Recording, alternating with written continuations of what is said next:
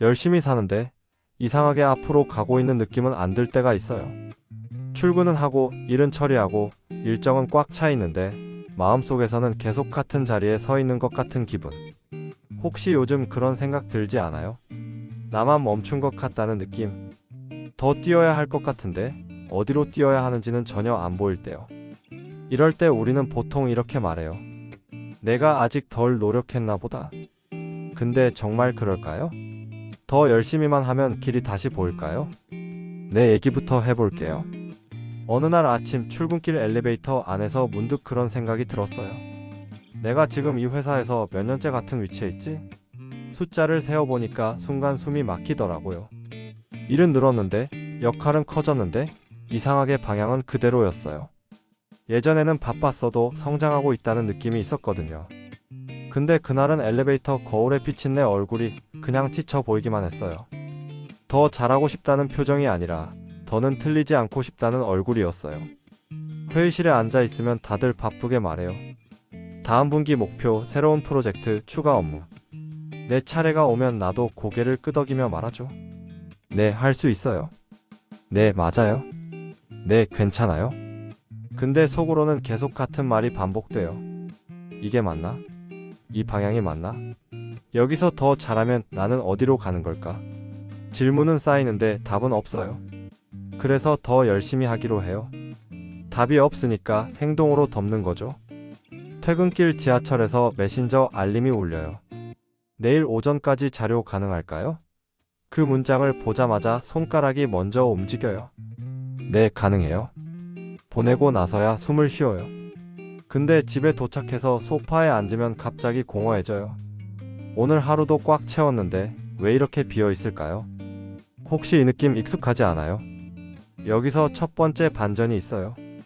나는 커리어가 막힌 게 아니라 방향 감각이 마비된 상태였어요. 계속 같은 길을 달리다 보니 표지판을 보는 감각이 무뎌진 거예요. 더 빨리 가느라 내가 어디로 가고 있는지 확인할 틈이 없었던 거죠. 근데 그땐 몰랐어요. 그냥 내가 부족한 줄만 알았어요. 어느 날 화장실에서 손을 씻다가 거울을 봤는데 갑자기 이런 생각이 들었어요. 나 요즘 뭘 원해서 일하고 있지? 승진? 연봉? 인정?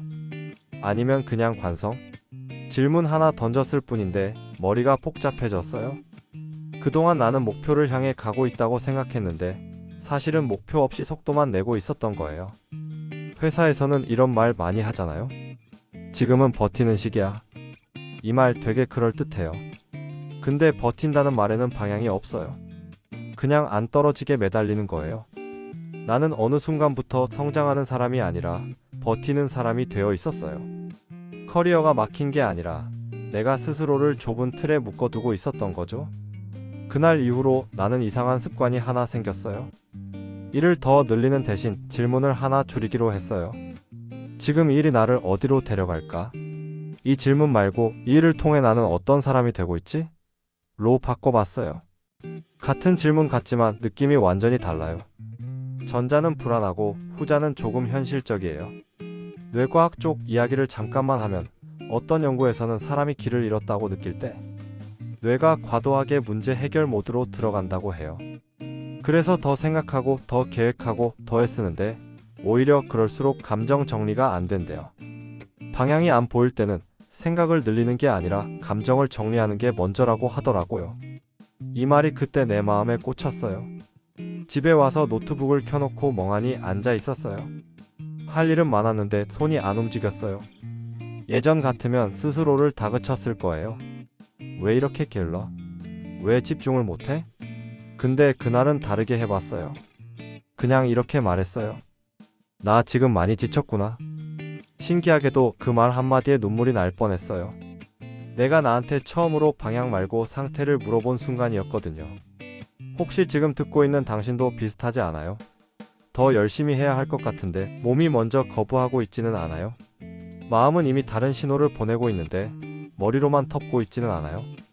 이쯤에서 잠깐만, 만약 이 이야기가 지금 당신 상황이랑 닿아 있다면 구독 한번 눌러줘요. 퇴근 후에 이런 생각들 혼자만 하지 않게 여기서 같이 정리해보면 좋겠어요.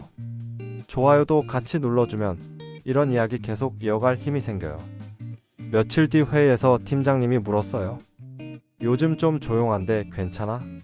예전 같으면 바로 웃으면서 말했을 거예요. 네, 괜찮아요. 근데 그날은 조금 멈췄어요. 그리고 이렇게 말했어요.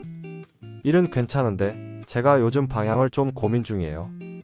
회의실 공기가 잠깐 멈췄어요. 괜히 말했나 싶었죠. 근데 팀장님이 뜻밖의 말을 했어요. 그럴 때 있지. 나도 그랬어.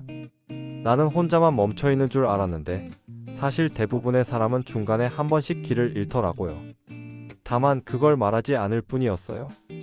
다들 잘 가고 있는 척을 하니까 나만 뒤처진 것 같았던 거예요. 그날 퇴근길에 하늘을 봤어요.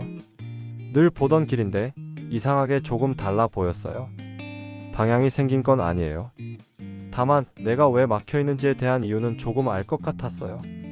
나는 더 열심히 할 준비는 되어 있었지만 다시 생각할 준비는 안 되어 있었던 거예요.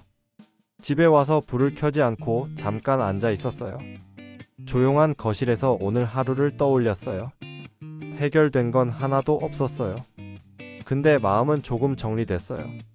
방향이 안 보일 때 답을 찾으려고 애쓰는 게 아니라 지금 내가 어떤 상태인지 인정하는 게 먼저라는 걸 알았거든요. 이제 궁금해지지 않아요? 그럼 이렇게 멈춰서 생각만 하면 커리어가 다시 움직이긴 할까요? 감정만 정리한다고 현실이 바뀔까요? 아니면 다시 예전처럼 열심히 달려야 할까요? 내가 실제로 어떻게 생각의 방향을 바꾸기 시작했는지, 그리고 그게 일하는 태도와 관계를 어떻게 바꿔놨는지 이어서 이야기해 볼게요. 그때부터 나는 조금 이상한 선택을 하기 시작했어요. 더 잘하려는 선택이 아니라 덜 흔들리기 위한 선택이었어요. 예전에 나는 커리어가 막힌 것 같으면 바로 속도를 올렸거든요. 야근을 더 하고 더 많은 일을 맡고 더 바쁘게 움직였어요. 그래야 이 막힌 느낌이 뚫릴 것 같았어요. 근데 이번에는 반대로 해봤어요. 속도를 줄여봤어요. 그게 오히려 더 무서웠어요. 멈추면 뒤처질 것 같았거든요. 월요일 아침 회의실에서 팀원들이 다음 프로젝트 얘기를 할 때였어요. 예전 같으면 바로 손 들고 말했을 거예요. 그건 제가 할게요. 근데 그날은 입이 안 떨어졌어요. 대신 노트에 이렇게 적었어요. 이 일 내가 잘할 수 있는 일인가? 아니면 그냥 익숙한 일인가? 이 질문 하나가 머릿속에서 계속 맴돌았어요. 잘할 수 있는 것과 익숙한 건 전혀 다른데 나는 그동안 이걸 한 덩어리로 묶어왔던 거예요. 회의가 끝나고 자리로 돌아오는데 괜히 마음이 불편했어요. 아무것도 안 한 것 같아서요. 이게 첫 번째 작은 붕괴였어요. 열심히 하지 않으면 나는 가치가 없는 사람 같다는 감각? 그게 내 안에 꽤 깊게 박혀 있더라고요. 이걸 인정하는 순간 솔직히 좀 부끄러웠어요. 나도 모르게 성과로 나를 증명하려고 살고 있었던 거죠. 점심시간에 혼자 식당에 앉아 있었어요. 늘 같이 먹던 동료들이 있었는데 그날은 그냥 혼자 있고 싶었어요. 밥을 먹다가 갑자기 이런 생각이 들었어요. 만약 지금 이 회사에서 나가게 된다면 나는 어떤 사람으로 기억될까? 일을 많이 한 사람? 착한 사람? 아니면 그냥 오래 버틴 사람? 이 질문에서 또 한 번 멈칫했어요. 내가 되고 싶은 사람은 그 셋 중 어디에도 없었거든요. 여기서 또 하나의 반전이 나와요. 커리어가 막혔다고 느끼는 시점은 사실 커리어가 끝났다는 신호가 아니라 정체성이 바뀌려는 신호일 수 있더라고요. 예전의 기준으로는 더 이상 나를 설명할 수 없을 때 우리는 막혔다고 느껴요. 근데 그건 실패라기보다 업데이트 직전 상태에 가까웠어요. 이걸 알기까지 나는 꽤 오래 걸렸어요. 퇴근길 지하철에서 이어폰을 끼고 창밖을 보고 있었어요. 유리창에 비친 내 얼굴이 조금 낯설었어요. 예전처럼 조급해 보이지는 않았거든요. 대신 좀 멍해 보였어요. 이 멍한 상태가 처음엔 싫었어요. 생산적이지 않아 보였거든요. 근데 며칠 지나니까 알겠더라고요. 이 멍한 시간이 내가 나를 다시 불러들이는 시간이라는 걸요. 뇌과학 쪽 이야기를 하나만 더 하자면 사람의 뇌는 끊임없이 목표만 추적할 때보다 의미를 재정의할 때 훨씬 안정된 상태로 돌아온다고 해요. 성취가 아니라 방향 감각을 회복할 때 스트레스 반응이 줄어든다고 하더라고요. 나는 그동안 성취만 붙잡고 있었지 방향을 점검한 적은 거의 없었어요. 어느 날 팀장님이 또 나를 불렀어요. 요즘 무슨 생각해? 갑작스러운 질문이었어요. 예전 같으면 준비된 답을 했겠죠. 근데 이번엔 솔직하게 말했어요. 저 요즘 제가 어떤 일을 하고 싶은지 다시 생각하고 있어요. 이 말하고 나서 심장이 쿵 내려앉았어요. 너무 솔직했나 싶었거든요. 근데 팀장님이 잠시 생각하다가 이런 말을 했어요. 그거 좋은 식이야. 안 그러면 그냥 흘러가. 여기서 세 번째 반전이 있었어요. 나는 이런 고민을 하면 불안정해 보일까봐, 미성숙해 보일까봐 숨겨왔어요. 근데 누군가에게 말로 꺼내는 순간, 이건 약점이 아니라 과정처럼 느껴지더라고요. 커리어가 막혔다는 말은 사실 다음 단계로 넘어가기 전의 정체 구간일 뿐이었어요. 집에 돌아와서 노트북을 켜지 않고 대신 노트를 펼쳤어요. 거창한 계획은 안 썼어요. 앞으로 5년, 10년 이런 건 부담스러웠거든요. 대신 딱 이 질문 하나만 적었어요. 지금의 나는 어떤 일을 할 때 덜 소모되는가? 신기하게도 답이 바로 나오더라고요. 사람을 설득할 때, 정리할 때, 감정을 말로 풀어낼 때. 이건 성과표에는 잘 안 보이지만 나를 살리는 일이었어요. 그날 이후로 일을 고르는 기준이 조금 바뀌었어요.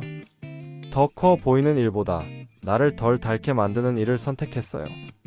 물론 모든 걸 고를 수는 없어요. 여전히 해야 하는 일은 많아요. 근데 마음속 기준이 하나 생기니까 막막함이 조금 줄어들더라고요. 방향이 완전히 보이지 않아도 최소한 반대 방향으로 가고 있지는 않다는 감각? 그게 큰 차이였어요. 회사 화장실에서 손을 씻다가 문득 웃음이 나왔어요. 예전엔 여기서 늘 숨을 고르며 버텼거든요. 근데 그날은 이런 생각이 들었어요. 나 예전보다 조금 덜 불안하네. 상황이 좋아진 건 아니에요. 연봉이 오른 것도 아니고 직급이 바뀐 것도 아니에요. 근데 마음의 기준이 바뀌니까 같은 환경도 다르게 느껴지더라고요. 혹시 지금 이 이야기를 듣고 있는 당신도 커리어가 막힌 것 같아서 스스로를 다그치고 있지는 않아요. 더 열심히 해야 한다고 지금 멈추면 안 된다고요. 근데 정말 필요한 건 속도를 올리는 게 아니라 잠깐 방향을 확인하는 걸지도 몰라요. 나는 그걸 너무 늦게 배웠어요. 마지막으로 이 얘기는 꼭 하고 싶어요. 커리어가 막힌 것 같을 때 그건 당신이 부족해서가 아니에요. 오히려 지금까지 잘 달려왔기 때문에 더 이상 예전 방식이 맞지 않게 된 거예요. 그 지점에서 우리는 흔들려요. 근데 그 흔들림이 다음 단계로 넘어가기 위한 준비일 수 있어요. 이 이야기가 조금이라도 마음에 남았다면 좋아요 한 번만 눌러줘요. 그리고 구독도 해주면 퇴근 후에 이런 생각들 다시 같이 정리할 수 있어요. 혼자서만 끌어안고 있기엔 이 고민들 꽤 무겁거든요. 다음 영상에서는 이런 얘기를 해보려고 해요. 성향이 안 맞는 동료와 스트레스 없이 일하는 법? 피하지도 맞서지도 않고 내 마음을 지키는 방법에 대해 또 솔직하게 풀어볼게요.